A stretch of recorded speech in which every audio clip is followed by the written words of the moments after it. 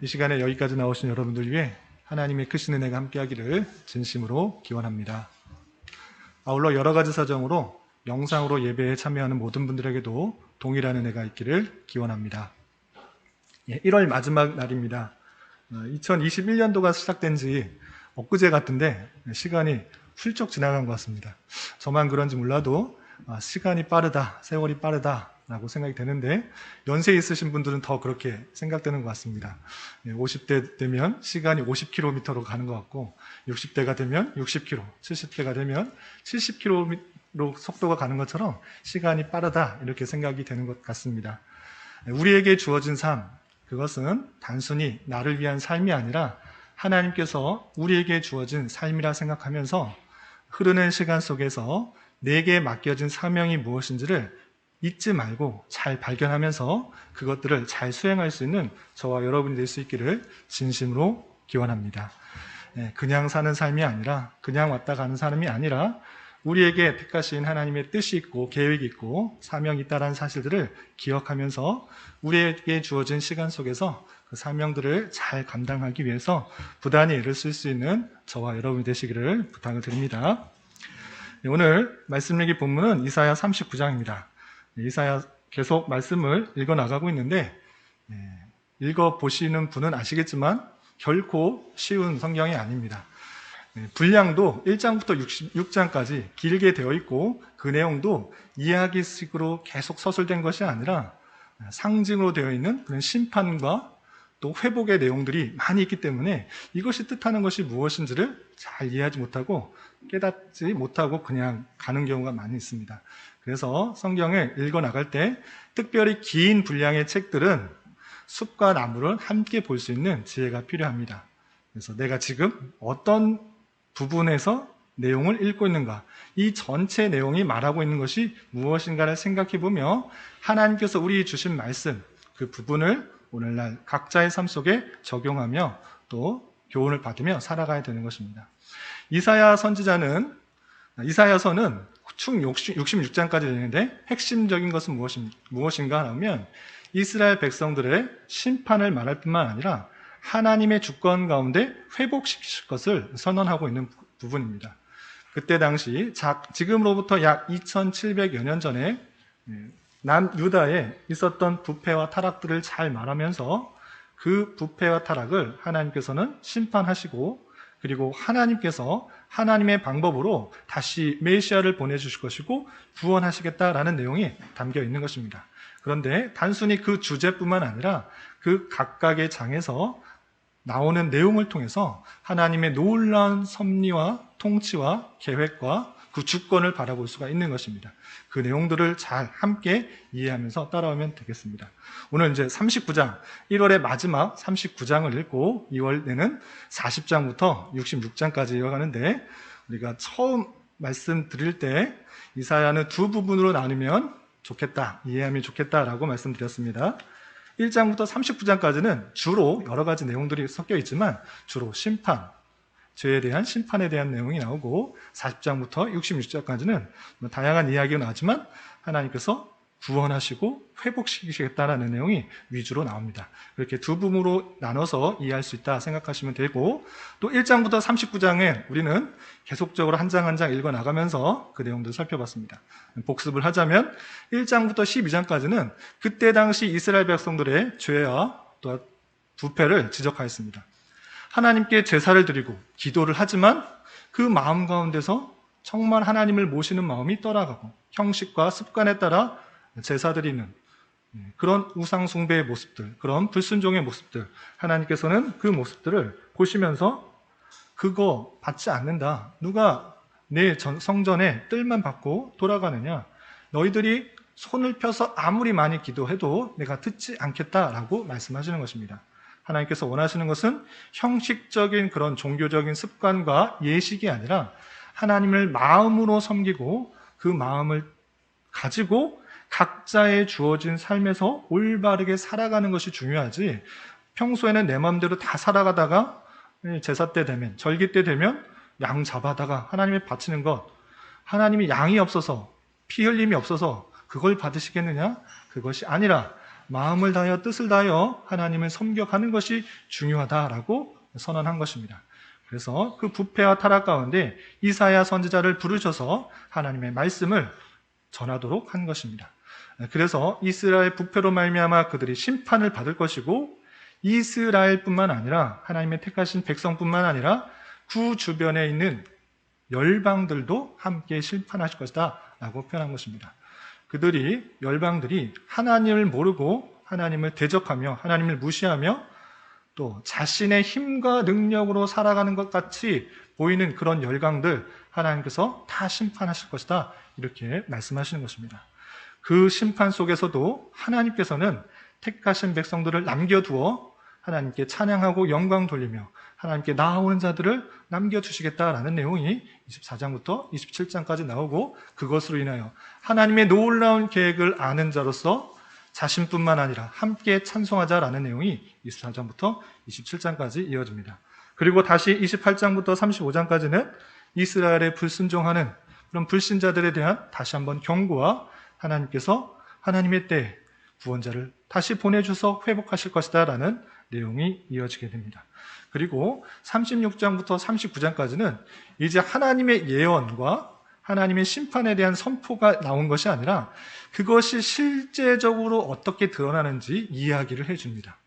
하나님께서 이스라엘 백성들이 올바로 살지 못할 때 아수르라는 대국을 통하여서 심판하는 견책의 도구로 사용하실 것이다 예언하였는데, 실제적으로 아수르가 어떻게 되는지를 또 설명해 주고 있는 부분, 그리고 하나님께서 그 구원을 어떤 방식으로 이룰 것인지 사람을 통해서 이루는 것이 아니라 하나님의 놀라운 뜻과 계획 가운데 하나님께서 말씀하신 자를 통해서 구원받을 것이라는 것들을 알려주기 위해서 사람의 헛된 인생의 왕의 헛된 것을 보여주는 것입니다.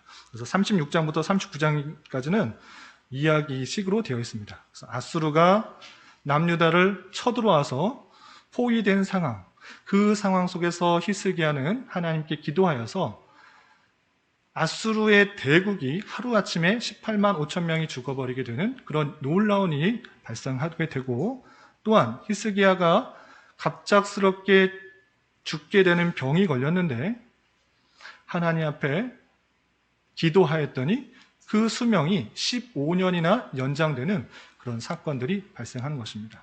하나님께서 히스기야의 기도를 들으시고 응답하였다는 내용이 우리가 앞서 살펴본 38장까지 이어지게 됩니다. 그리고 오늘 마지막, 1월의 마지막, 그 히스기야가 병이 나와서 죽을 병에 걸렸는데 15년이나 더 살게 된 그런 일이 있은 후에 히스기야가 어떤 모습을 보였는지, 그 모습을 왜 보여주었는지, 이 말씀을 왜 기록하게 되었는지 그 내용을 살펴보고 우리 삶에 교훈받고 적용할 수 있는 그런 시간이 되었으면 좋겠습니다. 우선 1절부터 4절까지 보면 히스기야가 병이 나은 이후에 어떠한 교만한 모습을 보였는지 표현되고 있습니다. 1절에 보면 이런 표현이 있습니다. 우리 39장 1절 말씀 우리 함께 봉독하겠습니다. 시작. 그때 발라단의 아들 바벨론 왕 무로닥 발라단이 히스기야가 병들었다가 나음을 듣고 히스기야에게 글과 예물을 보낸지라. 아멘. 그래서 그때라고 하면서 시작되는데, 이 그때는 앞서 38장에 있었던 그때를 말하는 것입니다.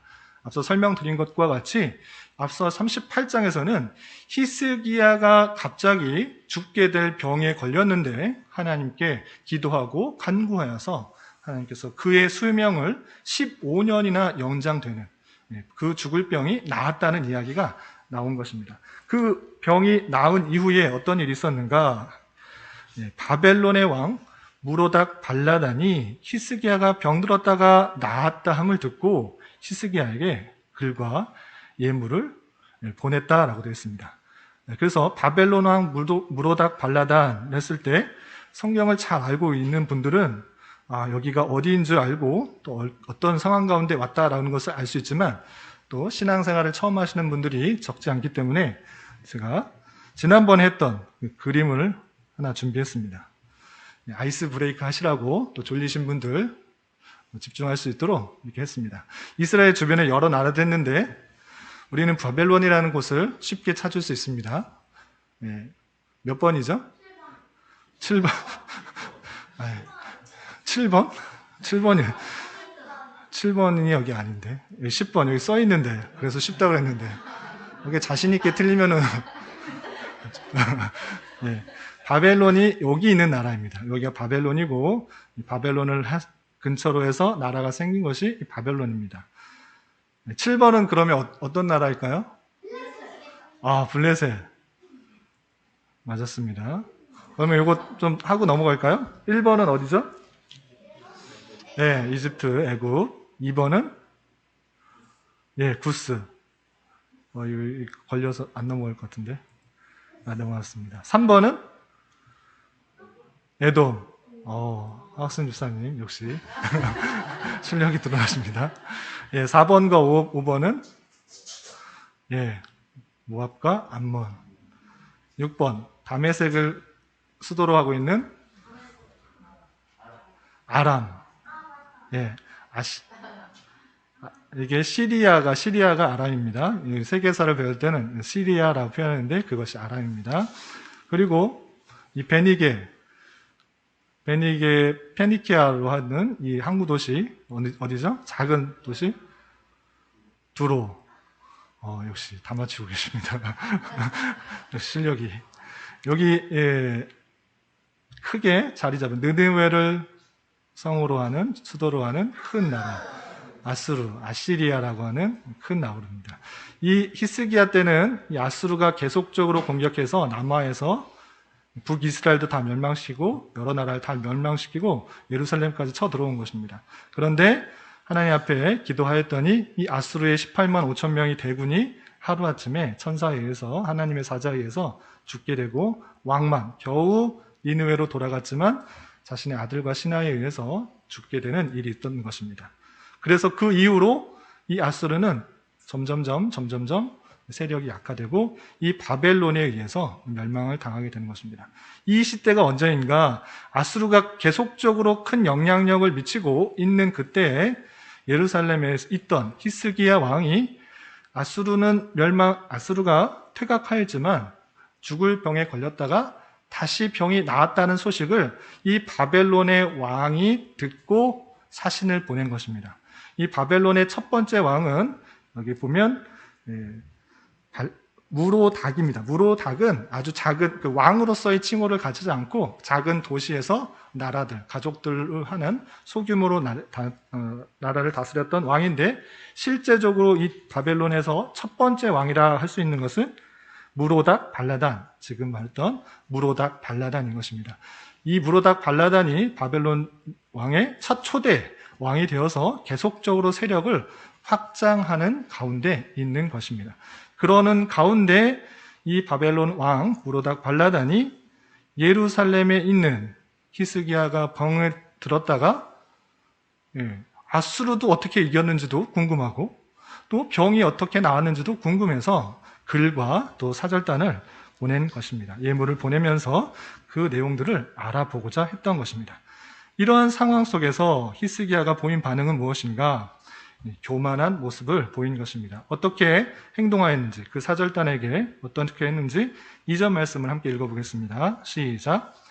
히스기야가 사자들로 말미암아 기뻐하여 그들에게 보물 창고 곧 은금과 향료와 보배로운 기름과 모든 무기고에 있는 것을 다 보여주었으니 히스기야가 궁중의 소유와 전국 내에 수를 보이지 아니한 것이 없는지라. 아멘. 히스기야는 아주 먼 곳에서 또 바벨론이라는 왕이 보낸 글과 예물, 사절단을 보고 기뻐했던 것입니다. 그래서 보인 행동, 그것은 보물의 창고를 보여주고 은금, 향료, 보배로운 기름, 무기, 자기가 갖고 있는 모든 것을 보여줍니다. 이 사람 멀리서 왔는데 내가 어떠한 사람인지 보여주고 싶은 것입니다. 나는 이런 많은 재물이 있어. 또한 이런 많은 금이 있어. 또 무기가 있어. 우리나라는 이런 나라야 하면서 먼 곳 바벨론에 있는 그 사신들에게 자랑하기에 바빴던 것입니다. 그래서 표현에 궁중의 소유와 거기서 끝나는 것이 아니라 전 국내의 소유를 보이지 아니한 것이 없다라고 하면서 그가 갖고 있는 나라의 모든 것을 그 사신들에게 보여준 것입니다. 그러고 나서 이사야 선지자는 히스기야에게 그 모든 소식들을 듣고 와서 왕에게 질문합니다. 추궁하기 위해서 질문합니다. 어떻게 질문하고 답하였는지 우리 3절 4절 말씀 함께 읽어보겠습니다. 시작. 이에 선지자 이사야가 히스기야 왕에게 나와 묻되 그 사람들이 무슨 말을 하였으며 어디서 왕에게 왔나이까? 히스기야 이르되 그들이 원방 곧 바벨론에서 내게 왔나이다 하니라. 이사야가 이르되 그들이 왕의 궁전에서 무엇을 보았나이까 하니 히스기야 대답하여 그들이 내 궁전에 있는 것을 다 보았나이다. 내 창고에 있는 것으로 보이지 아니한 보물이 하나도 없나이다 하니라. 아멘. 이사야 선지자가 그 소식을 듣고 히스기야에게 온 것입니다. 히스기야 왕에게 와서 묻는 것입니다. 왕이시여, 도대체 사신이 왔을 때 어떤 일을 한 것입니까? 그들이 어디서 와서 무엇을 했습니까? 묻습니다. 그래서 히스기야 왕은 이사야 선지자에게 있는 그대로 말합니다. 그들이 원방 아주 먼 곳 바벨론에서 왔다고 합니다. 그리고 그들에게 내가 갖고 있는 모든 것을 다 보여주었습니다. 우리가 얼마나 강성한지, 우리가 얼마나 부유한지, 힘이 있는지 보여주기 위해서 그 모든 것을 다 보여줬습니다. 보이지 아니한 것이 아무것도 없습니다. 라고 말했던 것입니다. 이사야 선지자가 말했던 그 추궁의 정확한 뜻도 모르고 자신이 했던 그 일들이 마치 잘한 것이냐, 자기가 갖고 있는 모든 보물과 무기와 재물들을 보여줬다라고 하면서 자신 있게 대답하고 있는 그런 모습입니다.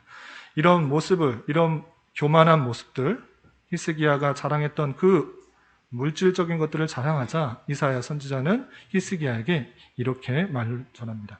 39절 5절이면 제가 읽겠습니다. 이사야가 히스기야에게 이르되 왕은 만군의 여호와의 말씀을 들으소서 하면서 하나님께서 이사야 선지자를 통하여서 하신 말씀, 주신 말씀이 있는데 그 말씀을 잘 들으십시오. 왕이시여, 당신이 행한 일, 그것으로 인하여서 하나님께서 나에게 주신 말씀이 있습니다. 그 말씀을 잘 듣고 이해하십시오 라고 말합니다. 그 말씀이 무엇입니까? 6절, 7절 말씀 함께 봉독하겠습니다. 시작. 보라, 날이 이르리니 내 집에 있는 모든 소유와 내 조상들이 오늘까지 쌓아둔 것이 모두 바벨론으로 옮긴 바 되고 남을 것이 없으리라. 여호와의 말이니라. 또 내게서 태어날 자손 중에서 몇이 사로잡혀 바벨론 왕궁의 환관이 되리라 하셨나이다 하니, 하나님께서 이사야 선지자를 통해서 있게 될 이야기를 히스기야 왕에게 알려주었습니다. 그것은 무엇입니까? 이제 날이 이를 것입니다. 하나님의 때가 이를 것입니다. 하나님께서 약속하신, 하나님께서 계획하신 그 날이 일 것인데 그 날에는 지금 히스기야 왕에 있는 그 집의 모든 소유, 그리고 조상들이 다 쌓아온 그 모든 재물과 무기와 모든 보화들이 바벨론으로 다 옮겨가서 남는 것이 하나도 없을 것입니다. 모두 보여줬습니까? 그 모든 것이 다 바벨론으로 빼앗기게 될 것입니다. 바벨론에 의해서 모든 것이 탈취될 것입니다. 라고 말했습니다. 그렇게 재물만 뺏긴 것으로 끝나는 것이 아니라 히스기야 왕의 자손을 통하여서 나온 그 몇몇의 자손들 중에 바벨론으로 끌려가서 왕궁의 환관이 되는 그런 일도 있을 것입니다. 포로로 끌려갈 일도 있을 것입니다. 왕의 그 잘못으로 말미암아 재산도 그리고 사람들도 끌려가는 일들이 있을 것입니다. 라고 히스기야 왕에게 하나님의 뜻을 전달해 주는 것입니다. 이 이야기를 듣고 히스기야 왕은 어떻게 반응했는지 8절 마지막에 이렇게 말하고 마치고 있습니다. 우리 8절 말씀 함께 봉독하겠습니다. 시작. 히스기야가 이사야에게 이르되 당신이 이른 바 왕 여호와의 말씀이 좋소이다 하고 또 이르되 내 성전에는 평안과 견고함이 있으리로다 하니라. 아멘. 이 표현이 조금 오해가 되고 또 다양하게 해석될 수 있는데 이렇게 해석하는 게 좋습니다. 히스기야가 당신 말씀 좋습니다. 나는 내 생전에는 그런 일이 없고 내 후대에 있으니까 상관없습니다. 라고 이기적이라고 표현하다기보다는 하나님의 말씀을 온전히 받고 온전히 깨닫고 그 말씀이 비록 내가 잘못한 것으로 말미암아 있게 된 그런 심판의 내용들이지만 하나님의 긍휼과 자비 속에서 나에게는 그 자비가 이어져서 평안과 견고함이 있다는 것들을 받아들이면서 감사하는 내용으로 받는 것이 좋겠습니다.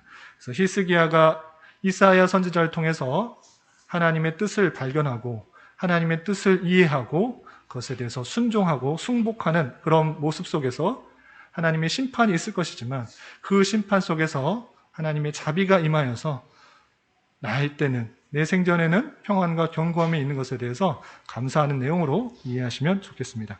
그렇게 하나님의 심판의 이야기를 듣고 자기의 잘못들을 이해하고 승복하는 모습으로 이 이야기가 맞춰지게 되는 것입니다. 이런 말씀을 통해서 그러면 우리는 어떤 것을 깨달아야 될지 몇 가지를 생각해 보아야 될 것입니다.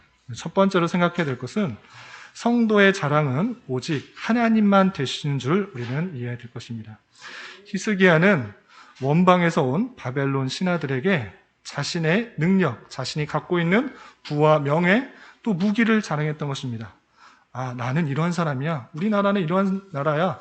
이런 강한 것을 가지고 있어. 라고 하면서 갖고 있는 모든 것을 보여주며 자랑하기에 바빴습니다. 그가 가지고 있는 모든 것들을 보여주면서 자기의 부귀와 영화, 명예, 힘을 드러내려고 했던 것입니다. 그런데 잘 생각해 보면 바벨론의 그런 신하들이 왜 왔는가를 생각할 줄 알아야 되는 것입니다. 이웃 나라니까 친하게 지내는데 병 나왔으니까 그냥 위로해 주기 위해서 왔을 것이다. 이렇게 단순하게 생각할 것이 아니라 그 사신들을 통해서 우리나라가 어떤 비밀들이 노출되지 않을까 두려워하며 염려하며 경계해야 될 그런 사실들도 있는 것입니다. 실제적으로 바벨론의 신하들에 의해서 보여준 무기 또는 부기 이런 보화들로 말미암아 그의 이스라엘의 전력이 다 노출되는 것입니다. 그가 갖고 있는 모든 것들 그 사신들이 이렇게 생각할 줄 모릅니다. 아니 아수르의 대국을 물리친 그 나라였는데 갖고 있는 무기가 이거밖에 안 돼? 무슨 아주 좋은 무기가 있는 줄 알았는데 특별한 비법이 있는 줄 알았는데 이런 것밖에 없어? 무기가 이런 것밖에 없어? 무기 창고를 보니까 요 정도밖에 되지 않아? 하면서 우습게 여기며 돌아갈 것입니다. 그리고 혹여나 그들이 갖고 있는 보화들을 다 보여줬는데 보화가 이거밖에 없으면서 자랑을 하는 거야? 오히려 바벨론의 나라가 훨씬 더 강국이고 부유했기 때문에 그들이 갖고 있는 것이 훨씬 더 많은 것입니다. 그들이 히스기야가 자랑했던 그 부와 명예는 아주 작은 것일 수밖에 없는 그런 일들로 인해서 오히려 비웃음을 샀을 수 있는 것입니다. 히스기야가 무엇 때문에 그것을 자랑하고 드러냈는지 정확하게는 알 수 없습니다. 그렇지만 그가 확실하게 한 것은 아수르를 물리칠 수가 있었고 또한 병이 나을 수 있었던 근본적인 원인, 근본적인 이유, 하나님을 드러내지 않았다는 것은 확실합니다. 하나님을 높이고 하나님만이 나의 힘이고 치유의 대상이고 승리의 원인이라는 것들을 고백하지 않았던 것입니다. 하나님을 의지하고 하나님을 드러낸 것이 아니라 내가 가진 어떤 것을 드러내고 그것을 자랑하기에 바빴던 그런 모습들이 있었던 것입니다. 그 내용이 그가 자랑한 것이 아무리 많아 보일지라도 그것은 변화되는 것이고 더 많이 가진 사람에 비하여서 작은 것이 될 수밖에 없는 상대적인 것이 될 수 없음을 우리는 잘 알아야 됩니다. 그래서 히스기야가 왕이 더욱더 자랑하고 드러내야 될 것은 무엇이었냐라고 했을 때는 하나님만 드러내야 된다는 것입니다. 아수르를 이긴 것 자신의 힘이었습니까? 아니었습니다. 하나님께서 하나님의 능력으로 18만 5천 명이라는 대군을 하루아침에 물리치게 하셨는데 하나님을 높이고 하나님께서 하셨다라는 그 이야기를 했어야 하고 자기 병이 나은 것, 자신의 힘과 능력 또는 의술이 좋아서 낫게 된 것이 아니라 하나님께서 은혜를 주셔서 낫게 하셨기 때문에 하나님만을 높여야 되는데 그런 것이 아니라 세상적인 부와 명예, 그런 무기, 힘을 자랑했던 그 모습들을 보면서 바벨론은 오히려 우습게 여기며 훗날에 그 전력들을 다 알고 무기를 다 알기 때문에 심판을 받게 되는 그런 모습들이 있다는 사실들을 알아야 될 것입니다. 우리는 잘 알아야 됩니다. 여느 교회에서 간증할 때, 요즘은 간증을 많이 하지도 않고 또 오늘 코로나라서 뭐 대면으로 모이지 않기도 하는데, 예전에 7, 80년대 그럴 때는 간증이 많이 유행했습니다. 그리고 그 간증 내용에 보면 이런 간증들이 많았습니다. 하나님께서 열심히 또 생활하고 기도하고 생활했더니 어떤 물질적인 풍요를 주셨다. 큰 부를 얻었다. 이런 간증들이 많이 유행이 됐습니다. 물론 그 하나님께서 해주셔서, 은혜를 주셔서 부를 받은 것, 좋고 중요하고 또 복받은 귀한 일입니다. 그런데 한편으로 보면 돈이 아주 많은 사람, 우리나라에 돈 많은 사람, 또는 세계에 돈이 많은 사람, 또 중동에 돈이 많은 사람 볼 때 돈 1억, 2억 이것들이 귀하게 생각되겠습니까? 열심히 했더니 돈 1억, 2억, 우리에게는 큰 돈이지만 100만 원, 200만 원도 큰 돈인데 1억 받았다, 2억 받았다, 집을 살 수 있었다, 차를 살 수 있었다, 좋은 직장에 얻을 수 있었다, 이런 고백을 볼 때 그 사람 눈에 보기에는 참으로 부족한 것입니다. 아니, 하나님의 이름을 불러서 돈 1억 벌었다고? 나는 그냥 지나가다가 그냥 하면 2억, 3억, 10억 이렇게 벌 수 있는데, 차라리 하나님을 믿지 말고 내 밑으로 와라. 내가 2억, 3억 수많은 돈을 줄 테니 나를 믿어라. 이렇게 우습게 여길 수도 있는 것입니다.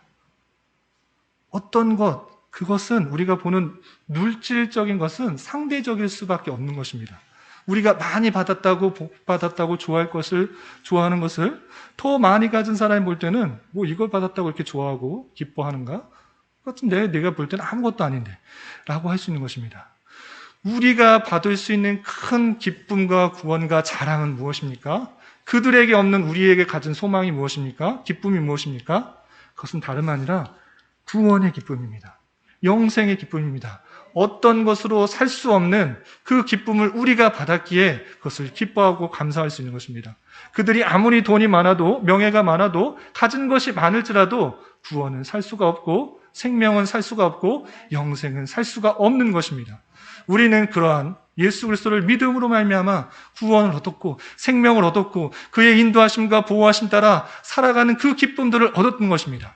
우리의 자랑은 이 세상의 어떠한 재물과 명예와 부귀가 아니라 주님의 은혜로 말미암아 구원을 얻었다는 그 사실들, 주님의 사랑에 따라 신실하게 우리의 발걸음 인도해 주시고 역사해 주시고 섭리해 주시는 하나님의 인도하심이 있다는 그 사실들을 잊지 말아야 되는 것입니다.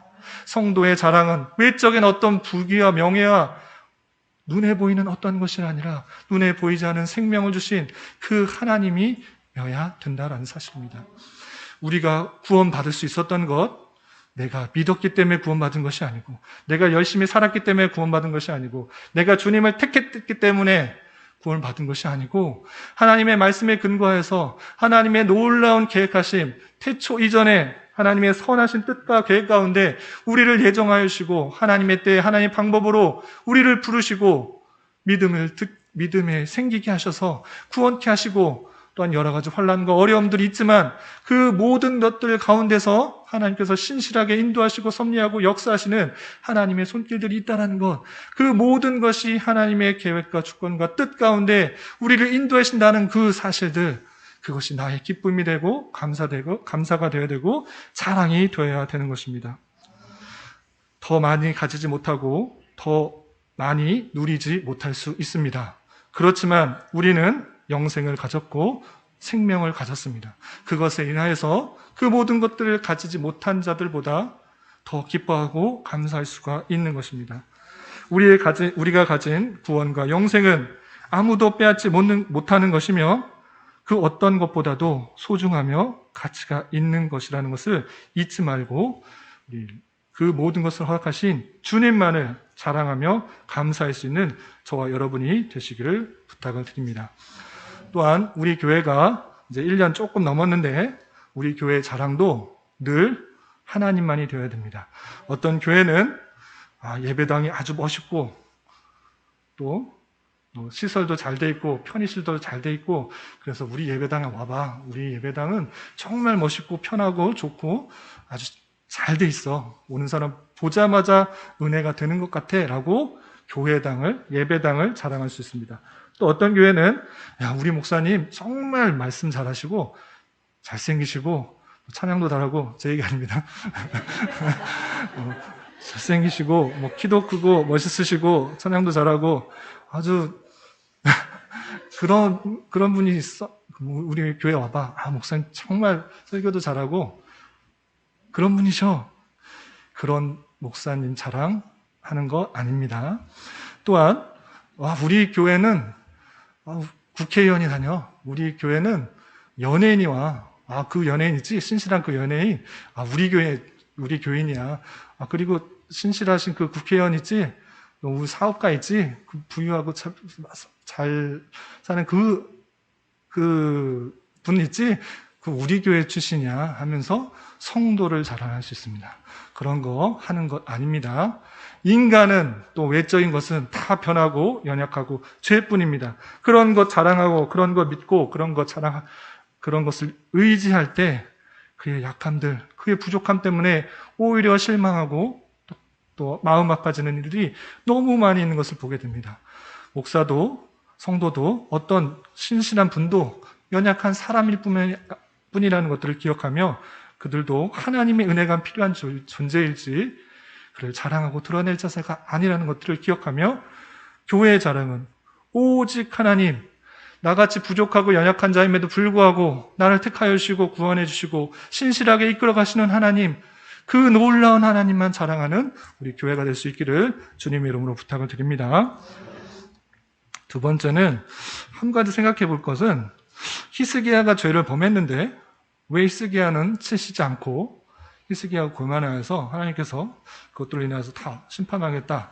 히스기야가 교만했는데 왜 백성들에게 죄가 임했는가? 심판이 임했는가? 히스기야 때는 평안함과 견고함이 있을 것이고 왜 그 후에 백성들에게 심판이 임했는가? 이것을 생각해 봐야 될 것입니다. 그래서 히스기야를 차라리 하나님께서 심판하시고 다시 병들어 죽게 하든지 아니면 전쟁에 가서 죽게 하든지 그렇게 해야지 왜 애매한 그 후대 때 백성들에게 그 죄가 임하게 됐는가? 의아하게 생각할 수 있습니다. 그런데 우리는 문맥을 통해서 우리가 잘 살펴볼 수가 있어야 될 것입니다. 그것은 무엇이냐면 히스기야는 잘못하고 백성들은 잘했는데 히스기야가 잘못했기 때문에 애매한 백성들이 벌받는 내용이 아닙니다. 백성들이 계속적으로 보였던 그 모습은 무엇입니까? 하나님을 잘 믿는 척, 제사는 잘 드리고 기도는 많이 하는 척. 그렇지만 실제 삶에 있어서는 올바로 살아가지 않은 모습들이 계속적으로 있기 때문에 심판하시겠다, 심판하시겠다, 심판하시겠다, 심판하시겠다 말씀하신 것입니다. 그럼에도 불구하고 히스기야 왕은 하나님으로부터 말씀을 붙들고 이 백성들이 올바로 살아갈 수 있도록 최후의 보루의 역할들을 하는 것입니다. 하나님 말씀을 깨닫고 이 백성들이 절기를 잘 지킬 수 있도록 산당과 또 다른 것에 제사 지지지 않도록 우상 숭배하지 않도록 그 모든 것들을 제거하며 하나님의 뜻에 맞추도록 계속적으로 힘써 나가는 모습들이 있는데 그 최후의 보루가 어쩔 수 없이 연약한 인간이기에 그도 교만하여서 하나님께서 그의 모습들을 보시고 안타까워하면서 그의 실수로 말미암아 어쩔 수 없이 바벨론이 모든 유대의 상황들을 깨닫게 되고 그로 말미암아 심판을 받게 될 것을 말해주게 된 것입니다. 하나님께서 선지자를 통하여서 또는 왕을 통하여서 하나님의 백성인 유다 백성들이 올바로 살아갈 수 있도록 조금 더 일깨워주는 역할들을 하는 것입니다. 이스라엘 백성들, 그들만 잘못한 것이 아니라 오늘날 우리도 하나님의 말씀이 전해주는 사람 없이는, 올바로 통치해주는 사람 없이는 제 뜻과 제 생각대로 세상과 어울려 세상을 즐기며 세상의 연락 가운데 살아가기 쉬울 수밖에 없는 존재라는 사실들을 잘 알아야 됩니다. 그런데 하나님께서는 히스기야 왕과 또는 이사야 선지자를 통하여서 그렇게 부패하고 타락한 그런 백성들에게 하나님의 말씀대로 살아가도록 더욱더 노력하고 더욱더 알아가도록 해주는 것입니다. 그런데 그렇지 못한 그런 모습이 있을 때 어쩔 수 없이 마지막 보루까지 무너지는 그런 모습들을 통해서 유다가 바벨론에 의해서 멸망될 것을 선언하고 심판하고 있는 것입니다. 그렇기 때문에 우리는 히스기야의 모습을 보면서 안타까워할 수 있어야 될 것입니다. 히스기야가 좀 더 하나님 앞에 선하게 행했으면, 겸손히 주님만을 자랑하고 주님의 뜻대로 행했다고 하면 유다 백성들이 조금 더 돌아올 수 있었을 텐데, 많은 선한 일들을 행했지만, 히스기야 왕이 그런 일들을 행했지만 조금 더 해주었으면, 그리고 그 자녀 므낫세에게도 더 바른 지식들을 전해줄 수 있었다고 하면 이스라엘 백성들이 다시 주님께 돌아오지 않을 수 있지 않을까라는 기대를 갖게 되는 것입니다. 그런 안타까움을 가지면서 안타까워할 뿐이 끝나는 것이 아니라 우리의 삶에 적용할 때 우리 또한 우리가 맡은 자리에서 선한 영향력을 미쳐야 될 사람들이 있을진데 혹여나 나로 인하여서 그 영향력이 잘못 끼쳐지고 있지는 않은지 되돌아보아야 될 것입니다. 우리는 나이가 여기 어린 친구들도 있고 연세가 많으신 그런 분들도 있는데 크고 작은 역할에서 지도자로서의 역할들을 감당하게 됩니다. 적어도 나는 아무 지도자 역할 없다.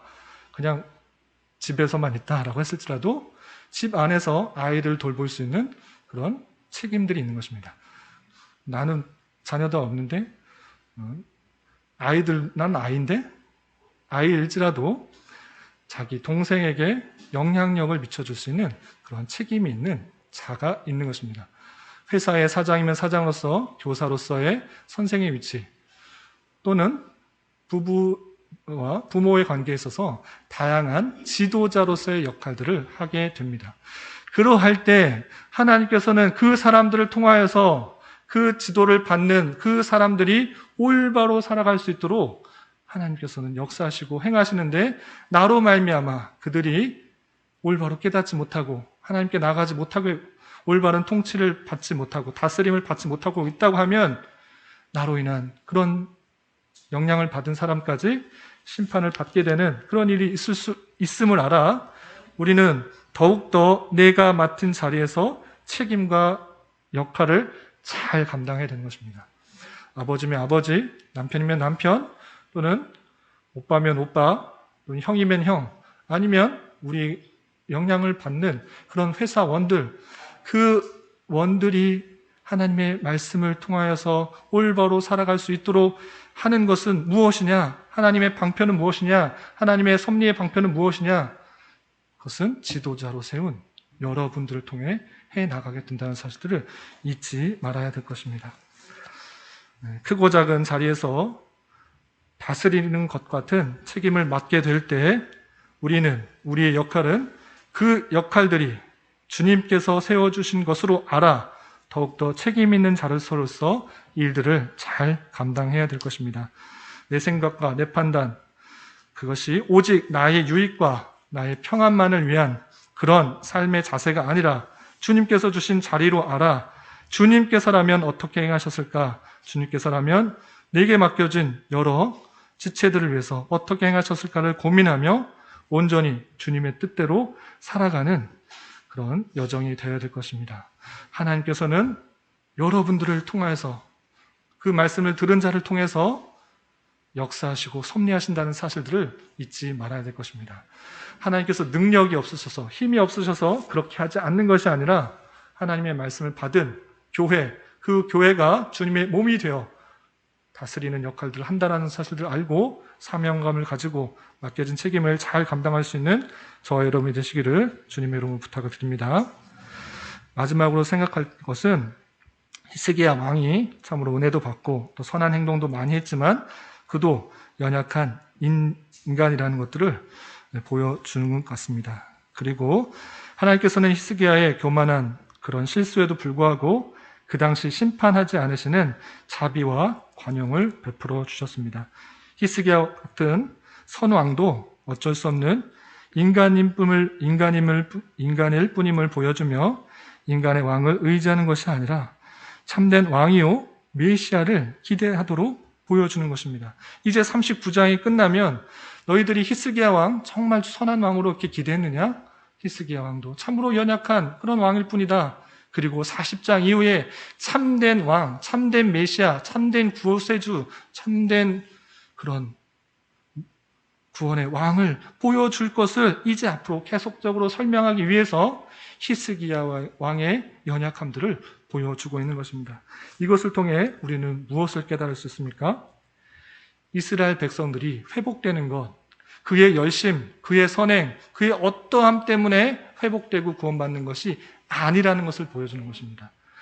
이스라엘이 구원받고 회복되고 다시 하나님께로 돌아올 수 있는 것은 하나님께서 메시아를 통해서 회복하기로 결정하셨기 때문에, 뜻하셨기 때문에, 계획하셨기 때문에 그런 거지. 이스라엘 백성들이 정말 히스기야 잘했어, 요시야 왕 잘했어, 누구 잘했어, 그러니까 내 그것을 보고 구원해 주겠다라고 하는 것이 아닙니다.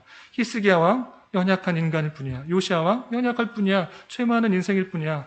그것들을 의지하고 있는 것이 아니라 하나님께서 하나님의 백성들을 구원하시기 위해 한 메시아를 보내주실 것이기 때문에 그를 통하여서 볼품도 얻고 연약한 것 같다 보이지만 그로 말미암아 구원케 하시는 하나님의 놀라운 역사가 있다는 것들을 보여주고 있는 것입니다. 이스라엘 회복과 구원은 그들의 선행과 또는 어떠함 때문이 아니라 오직 하나님께서 그의 백성들을 향한 뜻하심 가운데 있으며 여호와의 열심히 그것을 이루고 있다는 것을 깨달아야 될 것입니다. 우리를 택하여 주시고 구원하여 주시고 이끌어 주시는 주님의 손길, 그것이 있음을 민감하게 반응하며 우리의 자랑을 오직 하나님만을 살며 주님만을 높이며 주님만을 의지하며 살아갈 수 있는 저와 여러분, 우리 모두가 될 수 있기를 주님의 이름으로 축원합니다. 기도하겠습니다. 하나님 아버지 감사합니다. 오늘 말씀을 통해서 우리의 자랑이 외적인 어떠한 것도 될 수 없으며 오직 우리를 구원하여 주시고 신실하신 손길로 인도해 주시는 하나님만이 우리의 자랑이 된다는 것을 깨달았습니다. 이러한 사실을 깨달은 자로서 주님께 늘 감사와 찬송을 올려드리며 우리에게 맡겨진 여러 가지 일들을 주님의 마음으로 책임감 있게 잘 감당할 수 있는 자 되게 하여 주시옵소서. 예수님의 이름으로 기도 올리옵나이다. 아멘.